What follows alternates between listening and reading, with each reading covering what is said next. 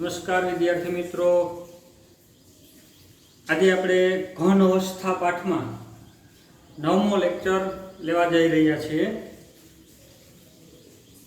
એના પહેલા આપણે 8મો લેક્ચર ભણ્યા હતા. એમાં એકમ કોષ ને એના પરિમાણને આધારે વર્ગીકરણ કર્યું હતું કે ભાઈ એકમ કોષ કેટલા પ્રકારના હોય. તો 14 પ્રકારના એકમ કોષ છે એ આપણે જોયા હતા. આજે આપણો જે પ્રશ્ન છે 7મો પ્રશ્ન, એકમ કોષ એમાં શક્ય વિચલન કેટલા કેટલા હોય, એના પરિમાણ અને ઉદાહરણ એ આપણે ભણવાના છે. એકમ કોષ ક્યાં ક્યાં હોય, એમાં કેટલા વિચલન થયેલા હોય, એના પરિમાણ શું હોય અને ઉદાહરણ એ આપણે આજે ભણીશું. હવે આના માટે આપણે આગળનો પ્રશ્ન 8મા લેક્ચરમાં આપણે આના પહેલા 8મા લેક્ચરમાં જે ભણ્યા હતા એકમ કોષના પ્રકાર એ યાદ કરવા ખૂબ જ જરૂરી છે. જો એ લેક્ચર તમે આખો વ્યવસ્થિત તૈયાર કરેલો હશે તો એકદમ સરળતાથી આ વસ્તુ તમે યાદ રાખી શકશો.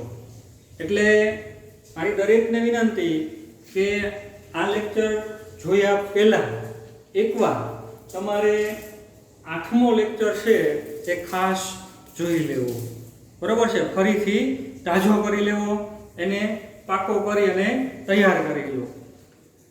આપણે થોડુંક યાદ કરી લઈએ કે આપણે શું ભણ્યા હતા. ચાલો, આપણે એકમ કોષના પ્રકાર પાડ્યા હતા. તો એકમ કોષના મુખ્ય 2 પ્રકાર હતા, આદિમ એકમ કોષ અને કેન્દ્રિત એકમ કોષ, બરોબર છે. વ્યાખ્યા બેની તમને આવડતી હશે. આદિમ એકમ કોષ કોને કહેવાય? તો ઘટક કણો એના ખાલી ખૂણાઓ ઉપર જ આવેલા હોય, બીજા કોઈ સ્થાને આવેલા ન હોય તો એને આદિમ એકમ કોષ કહેવાય. કેન્દ્રિત એકમ કોષ કોને કહેવાય? તો ઘટક કણો ખૂણાઓના સ્થાને તો આવેલા હોય જ, પરંતુ અન્ય કોઈ સ્થાને પણ આવેલા હોય તો એને કેન્દ્રિત એકમ કોષ કહેવાય. હવે આદિમ એકમ કોષ કેટલા પ્રકારના હતા એના માટે મેં તમને એક નાનું એવું સૂત્ર યાદ રાખવા માટે આપ્યું હતું. ઘટે ઓ મોર ટ્રાય હે. લખી આપણે યાદ કરીએ ફરીથી. ઘટે ઓ મોર ટ્રાય હે કે 7 આદિમ એકમ કોષ થયા, બરોબર છે. તો તમે એના નામ બોલી શકશો.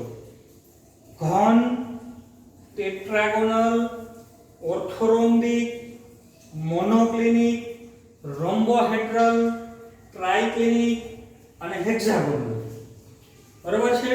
તો આવી રીતે આ 7 આદિમ એકમ કોષ હતા. આદિમ એટલે કે એના ખાલી ખૂણાઓ ઉપર જે ઘટક કણો આવેલા છે, બાજુમાં કે ધાર ઉપર કે અંદર કે બીજી કોઈ જગ્યાએ ઘટક કણો આવેલા નથી. હવે કેન્દ્રિત એકમ કોષ, તો કેન્દ્રિત એકમ કોષ 3. ફલક કેન્દ્રિત એટલે કે ફલકમાં આવેલા હોય, તો ખૂણા ઉપર તો હોય જ, પણ ફલકમાં ઘટક કણ આવેલો હોય તો ફલક કેન્દ્રિત. અંતઃ કેન્દ્રિત, ખૂણા ઉપર તો ઘટક કણ હોય પણ અંદરના એના કેન્દ્ર ઉપર ઘટક કણ આવેલો હોય તો અંતઃ કેન્દ્રિત. અને અંત કેન્દ્રિત, ખૂણા ઉપર ઘટક કણ હોય ઉપરાંત સામસામેની બાજુઓની એક જોડ એમાં 2 ઘટક કણ આવેલા હોય તો એ અંત કેન્દ્રિત એકમ કોષ કહેવાય. આ આપણે ભણી ચૂક્યા છીએ. હવે ફલક કેન્દ્રિત એકમ કોષ કેટલા હોય, કેટલા શક્ય છે? તો એના માટે યાદ રાખવા માટે આવું યાદ રાખ્યું હતું. ક ઓ એટલે કે ફલક કેન્દ્રિત ઘન હોય અને ફલક કેન્દ્રિત ઓર્થોરોમ્બિક હોય. અંતઃ કેન્દ્રિત કેટલા પ્રકારના હોય? તો 3 પ્રકારના.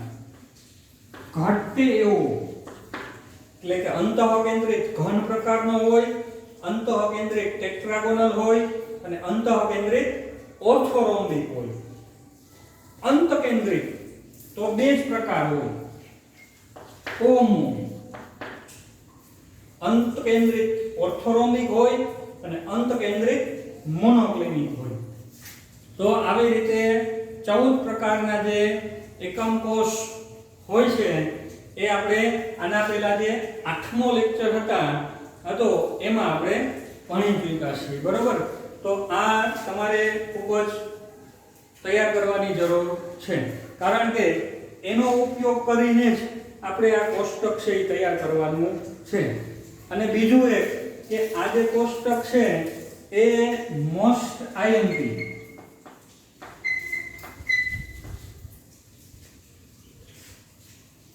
વધુ વખત પરીક્ષામાં આમાંથી પૂછાયેલું છે. JEE ની પરીક્ષા હોય, નીટની હોય કે ગુજરાત બોર્ડની હોય કે ગુજકેટની હોય, આ કોષ્ટકમાંથી ઘણા બધા MCQ ઘણી બધી વખત પૂછાયેલા છે. બરોબર છે? એટલે ખાસ તૈયાર કરવાનું. પણ તમને ફરીથી કહું કે એના માટે તમારે 8મો લેક્ચર એકદમ વ્યવસ્થિત તૈયાર કરવો પડશે, એટલે એકદમ સરળતાથી તમે આને યાદ રાખી શકશો. ચાલો, તો હવે નોંધ કરો. 7મો પ્રશ્ન છે, એકમ કોષ જેવો હોય એવી સ્ફટિક પ્રણાલી તૈયાર થાય. બરોબર? એકમ કોષ ઘન પ્રકારનો હોય તો ઘન પ્રકારની સ્ફટિક પ્રણાલી બને આખી. સ્ફટિક પ્રણાલી એટલે શું? તો ઘણા બધા એકમ કોષ ભેગા થઈને એક જે આખી ત્રિપરિમાણીય રચના તૈયાર થાય એને શું કહેશું આપણે? સ્ફટિક પ્રણાલી, અથવા તો એને કઈ સ્ફટિક લેટિસ અથવા બ્રેવિસ લેટિસ. બરોબર? તો આ બધું આપણે આગળ ભણી ચૂક્યા છીએ. તો એકમ કોષ કેવો છે એને આધારે સ્ફટિક પ્રણાલી તૈયાર થશે. તો 7 પ્રકારની સ્ફટિક પ્રણાલી જોવા મળે. સ્ફટિક પ્રણાલી કેટલા પ્રકારની જોવા મળશે? પ્રારંભિક રીતે જોઈએ તો 7 પ્રકારની. બરોબર છે? ઘન, ટેટ્રાગોનલ, ઓર્થોરોમ્બિક, મોનોક્લિનિક, રોમ્બોહેડ્રલ, ટ્રાઇક્લિનિક અને હેક્સાગોનલ. હવે ઘન સ્ફટિક પ્રણાલી હોય તો એ કેટલા પ્રકારની હોઈ શકે? એમાં કેટલા શક્ય વિચલન હોય?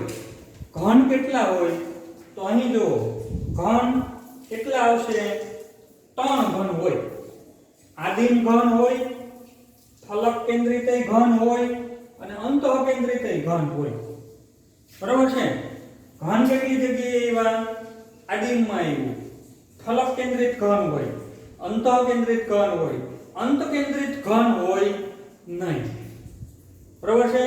તો ઘન પ્રકારનો એકમ કોષ હોય તો એમાં શક્ય વિચલન કેટલા શક્ય છે? તો 3. આદિમ, ફલક કેન્દ્રિત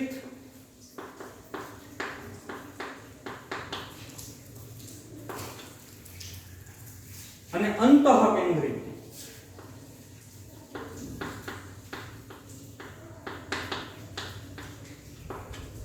બરોબર છે? તો ઘન પ્રકારની જે સ્ફટિક પ્રણાલી છે એ કેટલા પ્રકારની હોય? તો 3 પ્રકારની હોય. આદિમ ઘન હોય, ફલક કેન્દ્રિત ઘન હોય અને અંતઃ કેન્દ્રિત ઘન પણ હોઈ શકે. ચાલો, એના પછી લઈએ આપણે ટેટ્રાગોનલ પ્રકારની સ્ફટિક પ્રણાલી. સ્ફટિક રચના ટેટ્રાગોનલ પ્રકારની હોય તો એમાંય પાછા પેટા પ્રકાર કેટલા પ્રકારના હોઈ શકે? તો ટેટ્રાગોનલ ક્યાં ક્યાં આવે છે? જો આદિમ એમાં ટેટ્રાગોનલ તો હોય જ. અંતઃ કેન્દ્રિત ટેટ્રાગોનલ હોય તો ટેટ્રાગોનલ 2 પ્રકારના હોય. આદિમ ટેટ્રાગોનલ, અંતઃ કેન્દ્રિત ટેટ્રાગોનલ. ફલક કેન્દ્રિત ટેટ્રાગોનલ હોય નહીં, અંતઃ કેન્દ્રિત ટેટ્રાગોનલ હોય નહીં. તો ટેટ્રાગોનલમાં 2 જ પ્રકારના હોય. કા આદિમ ટેટ્રાગોનલ હોય અને કા અંતઃ કેન્દ્રિત ટેટ્રાગોનલ હોય. કા આદિમ હોય, આદિમ ટેટ્રાગોનલ, અને કા પછી અંતઃકેન્દ્રિત કા આદિમ ટેટ્રાગોનલ અથવા તો અંતઃકેન્દ્રિત ટેટ્રાગોનલ બે પ્રકારના ટેટ્રાગોનલ શક્ય છે. ઓર્થોરોમ્બિક કેટલા પ્રકારની સ્ફટિક પ્રણાલી હોય? ચાલો હવે તમે કહી શકશો ઓર્થોરોમ્બિક કેટલા પ્રકારના હોય? તો આદિમ ઓર્થોરોમ્બિક હોઈ શકે, ફલક કેન્દ્રિત ઓર્થોરોમ્બિક હોઈ શકે, અંતઃકેન્દ્રિત ઓર્થોરોમ્બિક હોઈ શકે, અંતઃકેન્દ્રિત ઓર્થોરોમ્બિક હોઈ શકે. તો આ એક સ્ફટિક પ્રણાલી એવી છે કે એમાં મેક્સિમમ પેટા પ્રકાર આવી શકે. 4 આદિમે હોય, ફલક કેન્દ્રિત હોય, અંતઃકેન્દ્રિત હોય ને અંતકેન્દ્રિત હોય. 4 હોઈ શકે. આદિમ, ફલક કેન્દ્રિત હોય, અંતઃકેન્દ્રિત હોય અને અંતકેન્દ્રિત પણ હોય. 4 પ્રકારની ઓર્થોરોમ્બિક સ્ફટિક પ્રણાલી અસ્તિત્વ ધરાવે છે. હવે વાત આવી મોનોક્લિનિકની. ચાલો મોનોક્લિનિક સ્ફટિક પ્રણાલી કેટલા પ્રકારની હોય? તો મોનોક્લિનિક આદિમમાં હોય, આદિમ મોનોક્લિનિક હોય, ન હોય, ફલક કેન્દ્રિત ન હોય, અંતઃકેન્દ્રિત ન હોય, અંતકેન્દ્રિત મોનોક્લિનિક હોય. તો મોનોક્લિનિક સ્ફટિક પ્રણાલી બે પ્રકારની છે. આદિમ મોનોક્લિનિક અને કઈ આવશે? અંતકેન્દ્રિત.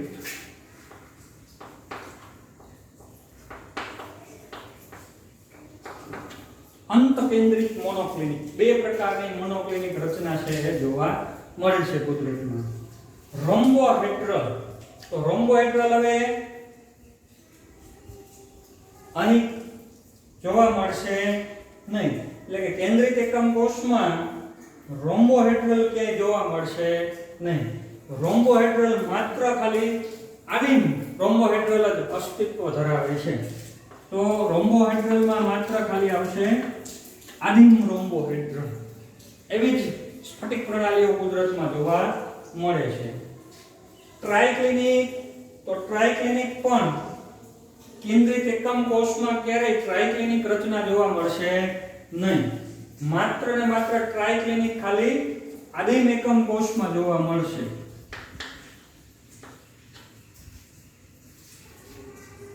હેક્સાગોનલ. હેક્સાગોનલ સ્ફટિક પ્રણાલી માત્ર આદિમ એકમ કોષમાં જોવા મળશે. બરોબર છે? હેક્સાગોનલ પ્રકારની કેન્દ્રિત એકમ કોષ છે એ જોવા મળશે નહીં. તો ટોટલ શક્ય વિચલન કેટલા થયા ગણો જોઈને? 1 2 3 3 ઘન, 4 ને 5 એટલે કે 2 ટેટ્રાગોનલ, 6 7 8 9 10 11 12 13 ને 14. તો ટોટલ 14 પ્રકારની અલગ અલગ સ્ફટિક પ્રણાલીઓ બની શકે. મેઇન સ્ફટિક પ્રણાલી 7 પ્રકારની છે, પણ એના જે એકમ કોષ છે એ ટોટલ 14 પ્રકારના હોઈ શકે. તો આ થયા એના શક્ય વિચલન. ચાલો હવે એના પછી એના પરિમાણ આપણે જોવા છે. પેરામીટર્સ.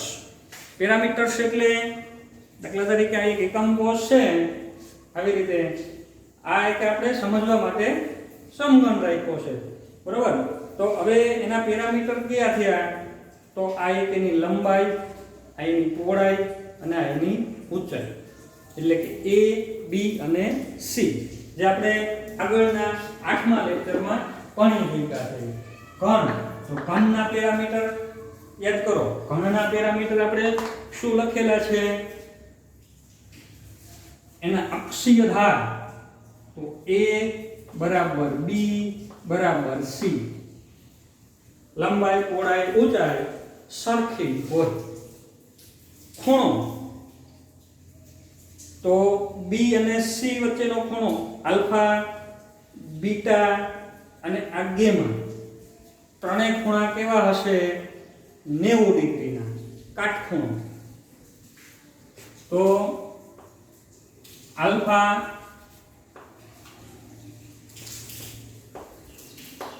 બીટા અને ગેમા ત્રણેય ખૂણા છે કાટખૂણા હશે 90 ના આલ્ફા છે બીટા ખૂણો છે અને ગેમા ખૂણો છે તો આ આપણે આગળ ભણી ચૂક્યા છીએ ચાલો એના પછી એવું ટેટ્રાગોનલમાં શું હોય તો આની ઊંચાઈ સેજ વધી ગયેલી હોય એટલે લંબાઈ પહોળાઈ સરખી પણ ઊંચાઈ એના જેટલી હોય નહીં તો આના જેવું આ એક ઉદાહરણ છે ચોકનું બોક્સ તો આનો જે આકાર છે એ ઘન નથી તમે જોઈ શકો લંબાઈ અને પહોળાઈ સરખી છે પણ ઊંચાઈ એનાથી વધારે છે તો આના પેરામીટર શું થશે a equal to b but not equal to c ઊંચાઈ વધારે છે ખૂણા તો બધાય કાટખૂણા છે આલ્ફા ખૂણો બીટા ખૂણો અને આ ગેમા ખૂણો એ તો બધાય 90 ના જ છે તો alpha is equal to beta is equal to gamma is equal to 19 degree બધા જ ખૂણા 90 ના છે ચલો એના પછી હવે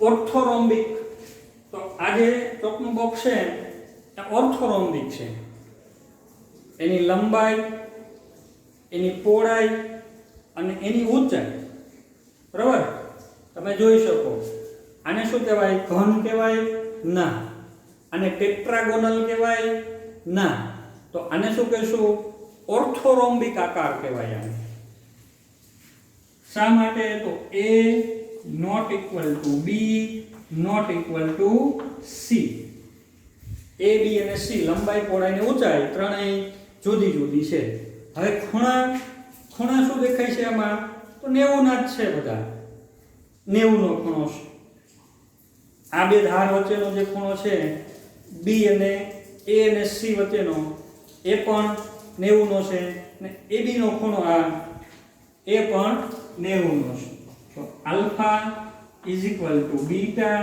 is equal to gamma is equal to 19 degree તો આ ઓર્થોરોમ્બિક એના પરિમાણ થયા ચાલો એના પછી મોનોક્લિનિક મોનોક્લિનિક ના પરિમાણ આના ઉપરથી જ મેં તમને યાદ રાખવાનું કીધું હતું બરોબર છે મોનોક્લિનિક ના પરિમાણ લખવા હોય તો ઓર્થોરોમ્બિક ના જ આવે આમાંથી જ મોનોક્લિનિક આકાર બને એટલે કે a is equal to b a not is equal to b not is equal to c એટલે કે a b અને c ત્રણે ત્રણ જુદા જુદા છે ખૂણા બધા 90 ના નથી આ થોડુંક આમ ફેરવી નાખી થોડુંક જો પ્લાસ્ટિક નું કદાચ રબર નું હોત ને આમ વર થોડુંક ચડાવે તો એક ખૂણો એનો વિખાઈ જાય 90 નો ન રહે તો એ આકાર આલ્ફા બરાબર ગેમા બરાબર 90 beta not equal to 19 degree beta ખૂણો છે એ એક 90 નો રહેતો નથી બરાબર છે તો આલ્ફા ને ગેમા 90 ના છે પણ એક બીટા ખૂણો જે છે એ 90 નો ન રહે એટલે એના જે આકાર છે એ પછી ઓર્થોરોમ્બિક ન કહેવાય પણ મોનોક્લિનિક કહેવાય ચાલો એના પછી હવે રોમ્બોહેડ્રલ તો રોમ્બોહેડ્રલ આમાંથી તમારે યાદ રાખવાનું છે રોમ્બોહેડ્રલ માટે ઘનના જે પરિમાણ હતા એ જ ઘનના પરિમાણ ક્યાં તો a બરાબર b બરાબર c a b અને c લંબાઈ પહોળાઈ ઊંચાઈ ત્રણેય સરખી છે હા બરાબર લંબાઈ પહોળાઈ ને ઊંચાઈ ત્રણેય સરખી છે ખૂણા પણ આ ખૂણા એકે હવે 90 ના રહેતા નથી અને સેજ આમ આમ વર ચડાવ્યો હોય થોડો અને સેજ દબાવ્યો હોય ઉપરથી કદાચ તો 1 2 અને 3 બધા ખૂણા છે એ થોડાક ફરી જાય એટલે કે alpha equal to beta equal to gamma but not equal to 19 degree. એકે ખૂણા 90 ના નથી. માત્ર ખાલી નોટ ઇક્વલ ટુ કરી નાખો ઘનમાં એટલે એ જે આકાર છે એને પછી કહેવાય રોમ્બોહેડ્રલ. તો મોનોક્લિનિક ઓર્થોરોમ્બિક માંથી યાદ રાખવાનો, રોમ્બોહેડ્રલ ઘનમાંથી યાદ રાખવાનો. અને રહી વાત ટ્રાઇક્લિનિકની તો ટ્રાઇક્લિનિકમાં તો બધું જ not equal to A not equal to B not equal to C, alpha not equal to beta not equal to gamma not equal to 19 degree. કઈ સરખું નથી, કઈ 90 નો ખૂણો નથી. હેક્સાગોનલ. ચલો હેક્સાગોનલ છે તો હેક્સાગોનલ એટલે ષટકોણ જેવી રચના. બરાબર, આપણે બનાવી હતી એક વખત આવી રીતનું આવો ષટકોણ. તો ષટકોણ જેવી જે રચના છે આવી ષટકોણ એ હેક્સાગોનલ. તો એમાં A બરાબર B but not equal to C, એટલે કે આમ હોય તો આ લંબાઈ આ પહોળાઈ એ સરખી છે પણ ઊંચાઈ છે એની જુદી છે, અલગ છે. ખૂણામાં આલ્ફા ઇક્વલ ટુ બીટા 90 છે. આ ખૂણો 90 નો, આ ખૂણો 90 નો. પણ આ જે ખૂણા છે આવડા એ ખૂણા કેટલા થશે એટલે કે ગેમા તો 120 ડિગ્રી ના થશે. તો આવી રીતે આ પરિમાણ થયા. તો આ વસ્તુ આ પરિમાણ આપણે આના પહેલાના લેક્ચરમાં છે ભણી ચૂક્યા છે એટલે આપણે એમાં વધારે મારે તમને સમજૂતી આપવાની જરૂર નથી. ચાલો, તો આવી રીતે આપણે જે એકમ કોષનું વર્ગીકરણ કર્યું હતું એના આધારે જ આપણે એના શક્ય વિચલન અને એના પરિમાણ છે બનાવ્યા છે. અહીં સુધીનું જે હતું એ આગળના લેક્ચર થી જ આપણે અલગ તારવીને લખ્યું છે. હવે ઉદાહરણ કે કેવી સ્ફટિક પ્રણાલી આજે ઉદાહરણ છે એના આપી શકાય. ઘન, આદિમ ઘન હોય, ફલક કેન્દ્રિત ઘન હોય તો અંતઃ કેન્દ્રિત ઘન હોય એવા રાસાયણિક સંયોજનો કે જે એવી સ્ફટિક રચનાઓ ધરાવતા હોય તો એ ખાસ છે આ ઉદાહરણ. NaCl બરાબર, મીઠું.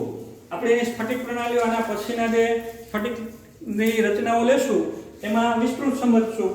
મીઠું NaCl તો ફલક કેન્દ્રિત ઘન ધરાવે છે. ZnS તો એ પણ ફલક કેન્દ્રિત ઘન હોય છે. તો NaCl ZnS એટલે કે ઝિંક બ્લેન્ડ. અને બીજું એક એનું સ્વરૂપ છે વુડઝાઇટ, એ પણ જોશું આપણે પછી.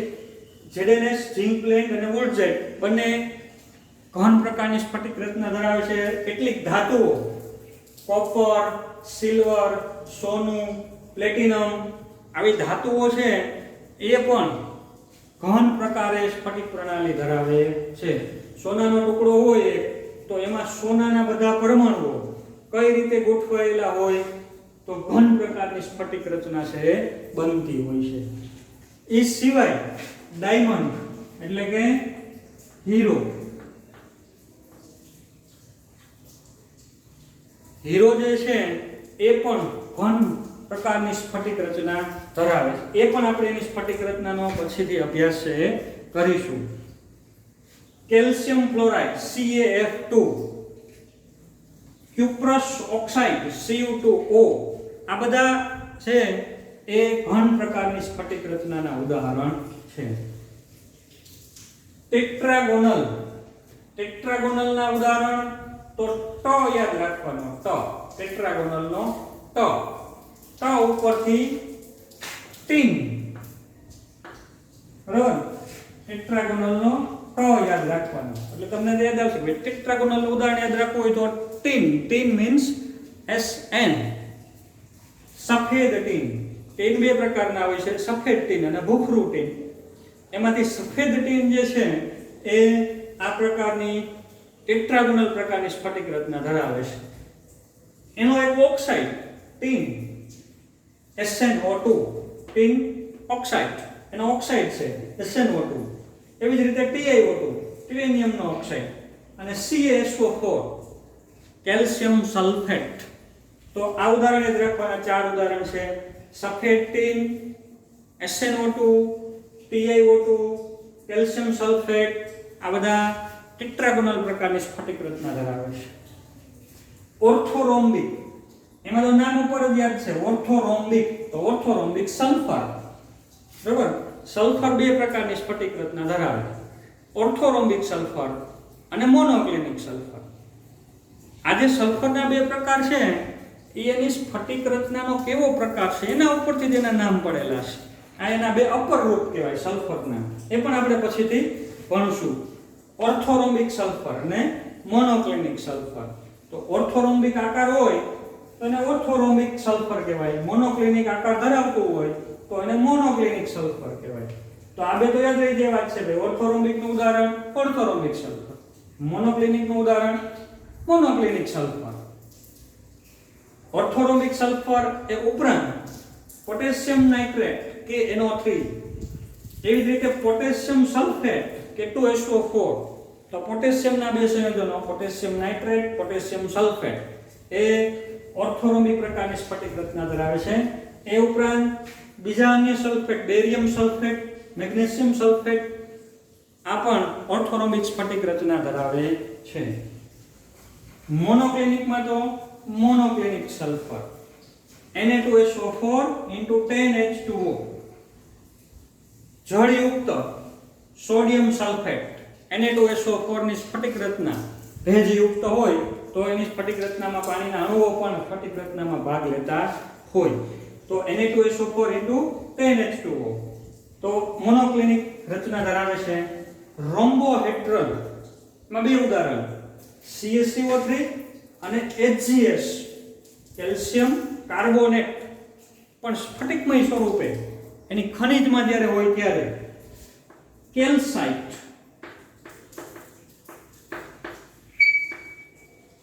કેલ્શિયમ કાર્બોનેટ, પણ એની ખનિજ સ્વરૂપમાં હોય ત્યારે કેલ્સાઇટ ખનિજ સ્વરૂપમાં હોય ત્યારે એ રોમ્બોહેડ્રલ સ્ફટિક રચના ધરાવે છે. એવી રીતે HCS, મર્ક્યુરિક સલ્ફાઇડ, જોજો મર્ક્યુરસ નથી, મર્ક્યુરિક સલ્ફાઇડ, અથવા એના ખનિજ સ્વરૂપમાં સિન્નાબાર,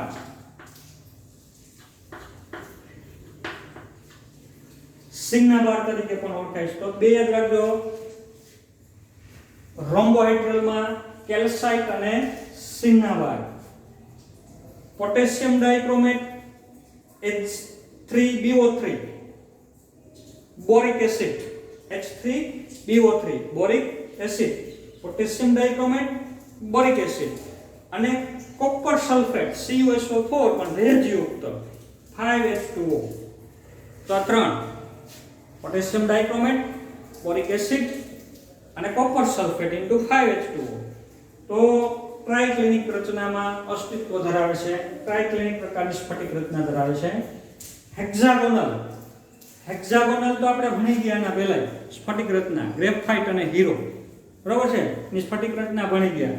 તો ગ્રેફાઇટમાં ષટકોણીય સ્તર આવેલા હોય, એક સ્તર ઉપર બીજું સ્તર. તો ગ્રેફાઇટ જે છે, ગ્રેફાઇટ એ હેક્ઝાગોનલ પ્રકારની સ્ફટિક રચના ધરાવે છે.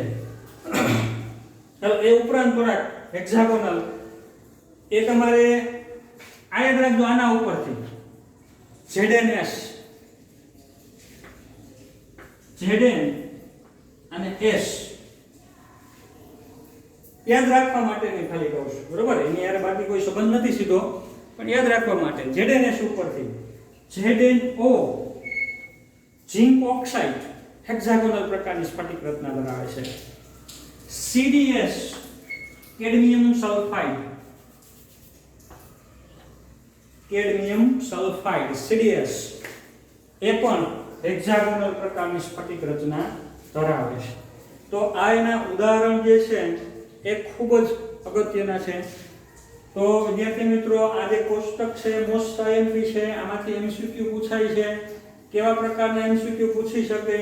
તો તમને એમ પૂછે કે ઘન પ્રકારની સ્ફટિક રચનામાં કેટલા શક્ય વિચલન હોય? તો 3.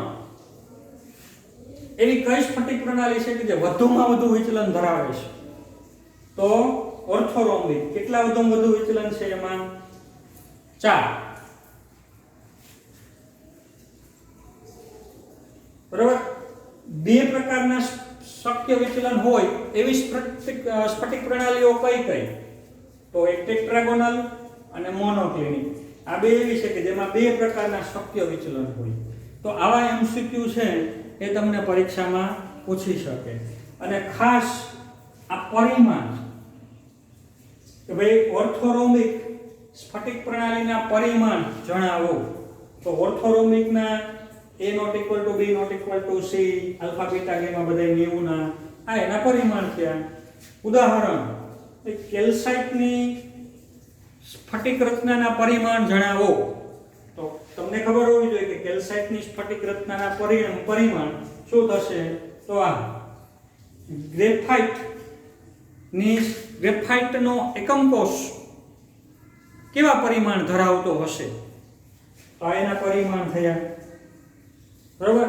તો આવા પ્રકારના જે MCQ છે એ ગુજકેટની પરીક્ષામાં, આપણા ગુજરાત બોર્ડની પરીક્ષામાં છે કે JEE કે નીટની પરીક્ષામાં પણ આવા પ્રશ્નો છે એ પૂછાતા હોય છે વારંવાર. એટલા માટે ખાસ આ કોષ્ટક છે તૈયાર કરવાનું છે. તો હવે આના પછીનો જે આપણો 10મો લેક્ચર આવશે એમાં આપણે આના પછી આ જે સ્ફટિક રચનાઓ છે એમાં કઈ કઈ જગ્યાએ કેવી રીતે એના પરમાણુઓ ગોઠવાયેલા હોય એના વિશેનો વિસ્તૃત અભ્યાસ છે કરીશું.